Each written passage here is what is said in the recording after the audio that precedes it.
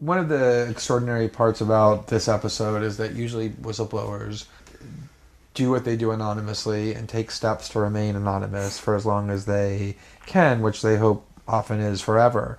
You, on the other hand, have decided to do the opposite, which is to declare yourself openly as the person behind these disclosures. Why did you choose to do that? I think that the public is owed an explanation of the motivations behind the people who make these disclosures that are outside of the democratic model. When you are subverting the power of government, that's a fundamentally dangerous thing to democracy.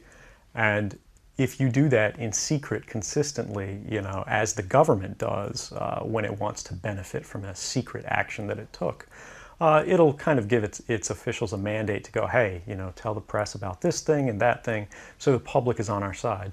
But they rarely, if ever, do that when an abuse occurs. That falls to individual citizens, but they're typically maligned. It becomes a thing of these people are against the country, they're against the government. But I'm not. I'm no different from anybody else. I don't have special skills. I'm just another guy who sits there day to day in the office, watches what's happening, and goes, this is something that's not our place to decide. The public needs to decide whether these programs and policies are right or wrong. Now, it's no secret that the government has been spying on us. This was a big deal during the Bush administration when these warrantless wiretaps were occurring among our soldiers. These wiretaps were supposed to keep us safe, but in fact, they were just listening in on soldiers having phone sex. So this has been a big story for quite a while. But at the same time, you have to keep in mind that we did not know about the PRISM program, which is what Edward Snowden did reveal. And another thing to keep in mind is he was living a very, very cushy lifestyle in Hawaii with a beautiful girlfriend. He was making a significant amount of money, around $200,000. But he did this because he felt that he needed to protect our constitutional rights. Instead of talking about whether or not this NSA scandal is a scandal, whether or not spying on us is a big deal, now we're having these ridiculous conversations about whether or not he's a traitor or a hero. So what I do want to focus on in this segment is whether or not we're going to stand by and let the government continue doing what they're doing with violating our privacy. And Alyona, I want to bring you in to discuss this a little bit. I mean, where is the balance between protecting Americans and national security and then just violating our Fourth Amendment rights? Well, I think that we've completely lost that balance, unfortunately. And what the government has done post 9/11 is really just play upon people's fears to systemically erode our civil liberties. We have a constitution, we have these protections that are there for a reason, and people have unfortunately been willing to give them up in a certain sense. We know that Congress has been voting on the Patriot Act. We know that they've been reauthorizing them. Maybe they didn't know the extent of it, because this program was so secretive, but you just have to, step back and realize that argument that I don't really care if the government's spying on me because I have nothing to hide. That's not what the country is about. Regardless, right? We have protections for a reason. We have protections just think about journalists whose sources are being perhaps violated here, right? Or being spied upon. If nothing is secret anymore, then how do you know what your government is doing? That's not a democracy. And I think it's a very scary element that we're living in right now. And so I just don't trust the government. Call me a cynic, but if your chance of being killed in a terrorist attack is something like 1 in 35 million, then I don't believe that dragnet surveillance is the right way to go about that. And I don't necessarily think the government is keeping me safer. Yeah, I mean, I remember a few years ago when I was a guest on your show, we were talking about Obama, signing the Patriot Act for, I don't even know which time it was. I mean, he's done it so many times at this point. And it wasn't a story. No one was talking about it. And people don't understand that, these policies that we have in place aren't necessarily keeping us safe, right? I mean, think about it, John. We have had some bombings recently, and if the government is collecting so much information on us and so much data, wouldn't they be able to predict that something like the Boston bombing would happen? Yeah, I mean, I think that the people in the intelligence community would probably respond by saying that, yeah, we now have the capacity to accumulate this massive amount of information, but we don't have the manpower or, I suppose, the artificial intelligence or algorithms to actually parse all of that information and get some information out of it. So I think that they would probably say that the purpose of the database is not to head off all acts of violence or terrorism. But once we have an idea of someone we want to investigate, we now have the capacity to do more investigation into, who they've been communicating with and stuff like that. That's just playing devil's advocate. I don't support the collection of this indiscriminate amount of information.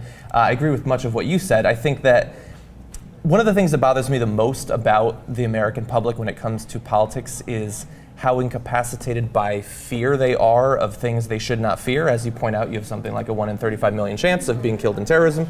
You have a greater chance of dying in a given year by falling off of your ladder. But people, they don't know the statistics. They don't know that, the speeds we drive at on highways lead to more deaths. The additives we put in our foods lead to more deaths. But they're not worried about those things. They're worried about the bombing in Boston that killed less people than the shooting in Santa Monica last week. They just don't know how to compare those threats. And that's why you see people saying 56% are in support of the wiretapping. I think it's kind of unfortunate. I think you have to ask why it is that people don't know how to necessarily compare those threats, though. I mean, there's an emotional aspect to it, right? Yes. And who is it that's playing upon the public's fears? It's the government. And it's the media. I think the media is also highly responsible here, but we've seen time and time again government officials use a certain amount of spin to support these policies, and they say that this is necessary for our counterterrorism operations, necessary to keep America safe. And then the way that you see the media react is they're fed talking points from the government. It's like they're spoon-fed all these talking points, and then they just repeat them verbatim. And even in the attacks that we've seen against Edward Snowden this week, by the Richard Cohens that want to call him a cross-dressing Little Red Riding Hood, and Jeffrey Toobin that called him a grandiose narcissist. The media is essentially calling for this man's prosecution, execution, whatever. They've already decided to vilify him because how dare he question the government, which now your lapdog media, as I like to call them, is subservient to. And so that's what people see when they turn on the TV. And the thing that drives me crazy, just let me chime in very quickly, is the fact that for a very long time we've been having this ridiculous discussion about our Second Amendment rights.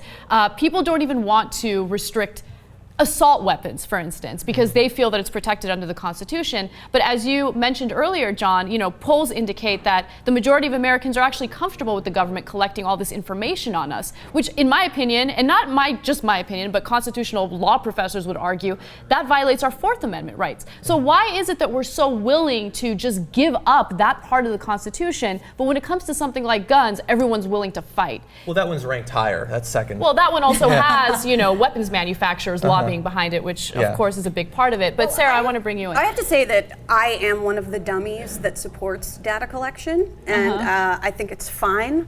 At the same time, I'm a big fan of Edward Snowden, who I call Fast Eddie Snowballs, because which I really want to get trending, so I'm trying to get it started here, and then I'll move to Twitter. To me, I think what he did was fine. I think it's great. I'm glad to have the information that everyone else has my information. But I don't see him as either a hero or a traitor. I see him as someone who revealed information that's useful to me. Yet I find it inoffensive.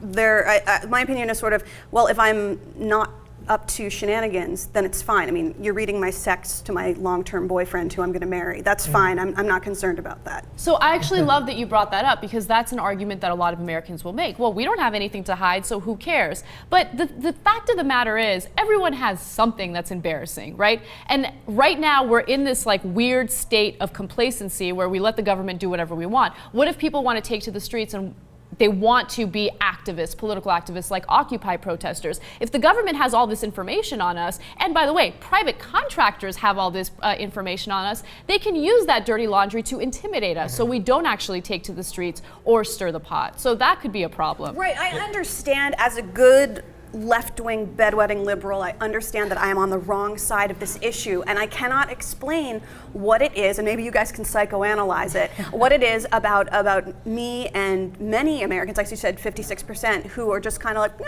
that's fine, nah, whatever. Yeah. What is it? Why is it that we're so complacent? What is it in the culture that makes us that way? Well, I would say, I think that one of the reasons that these polls show more support, partially it's because of Obama versus Bush. I think that people trust him in some way more.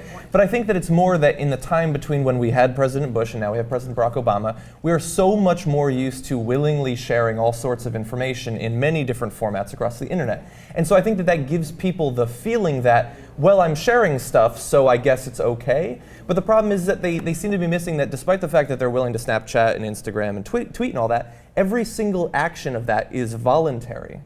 And I think that while we might maybe trust a government bureaucrat to not go into this information, we might even trust maybe the defense contractors to not use the information maliciously. Since January 1st, how many times have we seen that the Chinese military has hacked into the servers in America? I don't want my naked photos being leaked to America because of some soldier in the Chinese army. Who the hell trusts the private contractors? Like, I know that you just devil's don't. advocate. You're just playing devil's advocate. I mean, there are 1.4 million people in the United States that have access to this top secret information.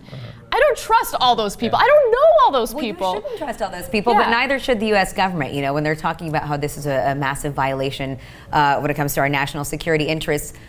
Multinational corporations like defense contractors, they don't have any allegiance to the United States. Please, they work with anybody out there. And so if you are operating under this assumption that they are going to keep American secrets safe, then I think that is a false assumption to make. And that's a stupid place to start from already. But, it's interesting because you say that Americans are voluntarily giving up all this information to private companies.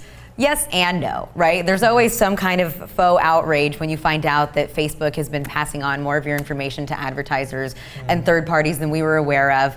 But you're kind of, so a lot of the time it's stuff because nobody reads the fine print. You don't read the terms and conditions, and so it ends up getting passed on. But you're thinking, it's okay because it's still just advertisers, and who cares if next time I Google something, Target is going to know what I might want to buy. But it becomes very, very different and very dangerous, I think, when it's the government that has this information because we don't know what they're going to do with it. And so somewhere down the line, at some point, you might get in trouble, or they might try to intimidate you. They might try to completely ruin and demolish your character in the public eye or in a court of law based on something that you assumed was private. I mean, look at what happened with Eliot Spitzer. I know that case is a little different, but they didn't like the fact that Eliot Spitzer was getting involved with the banks, holding people accountable in Wall Street, and as a result, they used something salacious and dirty to oust him out of office. So that's the kind of stuff that I really worry about because I do want political activism in the country, and I feel like if the government and private contractors have this information on people, they could easily use it to intimidate political activism or political activists. That's almost exactly the angle I was going to take on this. So people, I think the instinctive angle to take on this, or the first reaction people have is, what could be done to me? But I know I personally have little to worry about of my past being revealed. You have to have had sex for it to be used against you. But at the same time, what if there's a politician in 5 years that like John Edwards, before it turned out that John Edwards was the worst man in America, who's saying all the right things and you want him to become president, and then he's sunk because he went to a prostitute at some point. Maybe there's no information of mine that can be used to hurt me, but there's information about other people that can be used to hurt them, which will then hurt me. Right. So it's not just about the individual. But even as somebody who works in the media, I mean, the amount of things that I have Googled and the amount of websites that I've been on, jihadi websites that I've been on as part research, of research, which is just part of your job as a journalist.